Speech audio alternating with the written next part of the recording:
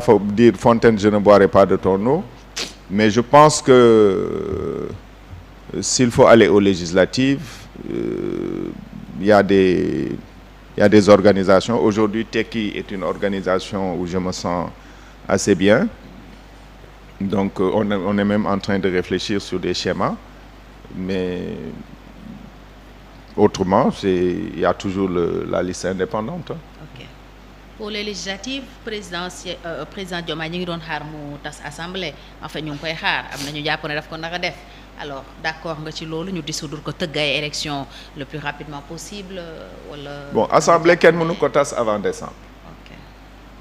C'est impossible parce que la loi de finances doit être votée entre le 15 octobre et le 15 décembre. Boo tasee assemblée 13 septembre nga ko mën a tas si lay am 2 ans donc boo ko tasee dañ ne dans les 3 mois qui suivent da nga war a organiser élection déjà ce schéma est impossible aujourd'hui dans la configuration du code électoral sénégalais 3 mois c'est 90 jours et le code électoral dit que le parrainage c'est 150 jours avant le scrutin donc il y a des distorsions dans notre code yoo xam ne dañ ko war a corriger d'abord donc il faut pas que nit ñi dem il faut que je sais que il a reçu le président de l'Assemblée nationale ils ont discuté il faut que ñu wax ak les députés de Benno Bokk Yaakaar ne leen que ñoom duñu Sénégal et que fi mu nekk nii Sénégal la ñuy tabax Sénégal bi ñu yàq ñoom moom lañ bëgg a jubanti ah donc ne ñuy yem te ñem passeport fayeeku seen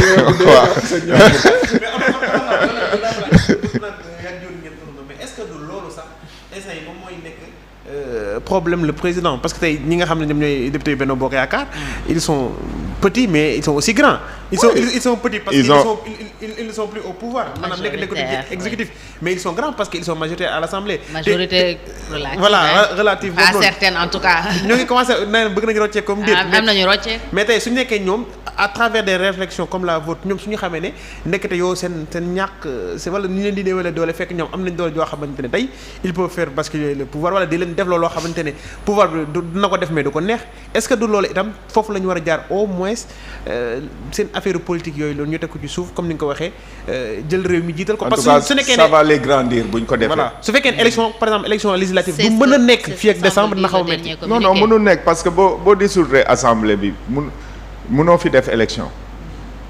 te yaa ngi war a am budget. yaa ngi war a voter budget bi donc ça ne peut se faire qu'après.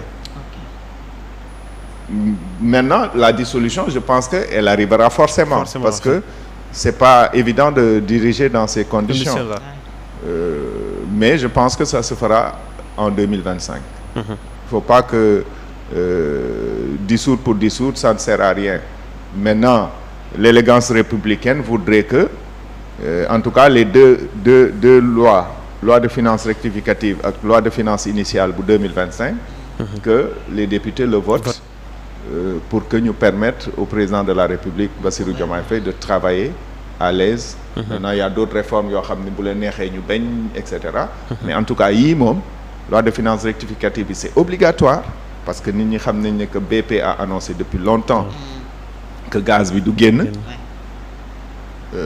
que les charges sur l'exploitation sont passées de 3 milliards à 9 milliards et c'est un contrat de partage de production un contrat de partage de production ça veut dire qu'on sort les charges avant de partager la production donc si les charges passent de 3 à 9 ça veut dire que li BP nar a génne ci production bi balaa ñuy séddoo dafay gën a bëri moo taxoon sax Macky Sall annoncé woon un audit des frais pétroliers des frais gaziers BP yi ngi xataraayu et cetera bon je pense que gars yi dinañ ko def mais le problème c'est qu'on n'a aucun outil de contrôle sur ces gens-là. Ah bon? On n'a aucun outil de contrôle. Ils sont à haute mer. Non, c'est même pas qu'ils sont à haute mer, c'est-à-dire xam nga les contrats là sont très très très complexes et ñun on va négocier avec des ministres au moment où les gens viennent négocier avec des ingénieurs, des économistes, des financiers et des avocats. Les sàcc. dañ leen voilà. ok. léegi foofu laa la bëgg laaj ci wàllu woowu ne yow ban kii nga ci am. ci ni mu ko waxee ni nga xamante ne noonu la waa Benno Bokk Yaakaar wala taxawee instant yi nii assemblée parce que néew nañ doole am nañ doole ci benn côté néew nañ doole parce que nekkatuñu ci bopp nguur gi mais xaw nañ am doole sachant que ne ñoom ñoo nekk majorité assemblée nationale te majorité boobu noonu ni ko honorable waxee mënaguñ ko ñàkk nii ni waaw suñ koy ñàkk itam dana metti trop ci nguur gi fi nekk.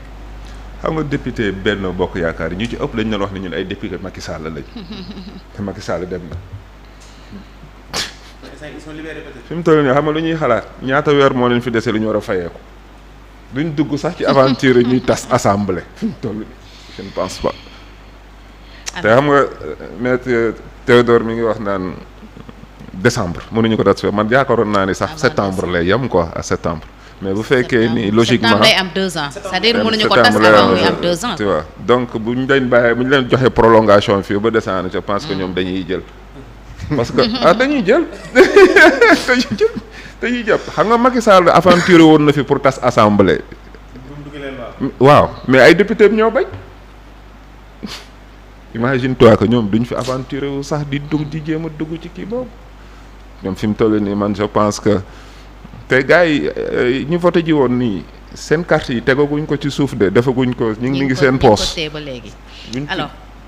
honorable dégg nañ tamay information yu ne bon waxtaan am na on a appris d'ailleurs hier que les députés ont été convoqués par qui on verra mais xibaar yi ñu mujjee dégg mooy que loi yi nar a dem la LFI la LFR yooyu yëpp su demee day passer comme lettre à la poste parce que président Macky Sall impliqué wu na ci et certains même en tirent comme conclusion que c'est la suite du dialogue entre le président Macky Sall et le président Ousmane Sonko Macky Sall ni nga ko xamee dama koy wax toujours parce que da nga ko xam ni nga ko xamee est-ce que dina def loolu pour leur faciliter la tâche si oui contre quoi?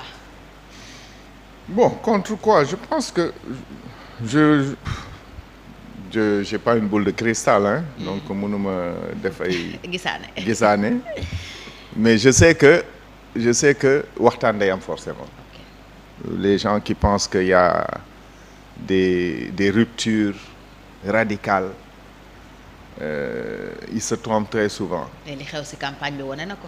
Voilà donc quand tu regardes les premières déclarations des députés de Benno Bokk Yaakaar quand on leur a parlé de la motion de censure et quand tu regardes le dernier communiqué qu'ils ont sorti tu vois qu'il y a beaucoup d'eau qui a coulé sous les ponts.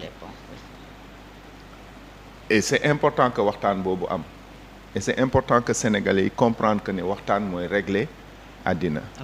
Que les choses c'est pas la guerre c'est pas de maintenant qu'est-ce que Macky Sall a en contrepartie? Je sais pas je peux pas le savoir.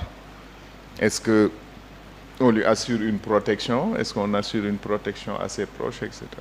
Il faut déjà que les gens comprennent que Macky Sall ne court aucun risque. Ah ouais. L'article 101 de la Constitution le protège complètement. Absolument. Le président de la République n'est responsable d'aucun de ses actes. C'est un mineur. kenn mënu ko topp ci dara. kooku suñu charte réew la. À moins de le bafouer mënuñ ko topp ci dara. On ne peut le poursuivre qu'en cas de haute trahison. Le problème c'est que haute trahison n'a pas de définition au Sénégal xamuñ lu mooy lan. C'est un terme fourre-tout. Voilà donc ñi wax dégg naa j'ai entendu des intellectuels dire ouais on doit poursuivre Macky Sall. J'ai dit les gens. am na sax ñu doon wax ñu lancer pétition pour un mandat d'arrêt international. kenn mënu ko. lan nga koy toppee. loi bi nee na mënoo ko topp ci dara. crime économique yi crime financier. juge boo ko présenté juge boo ko parce que le juge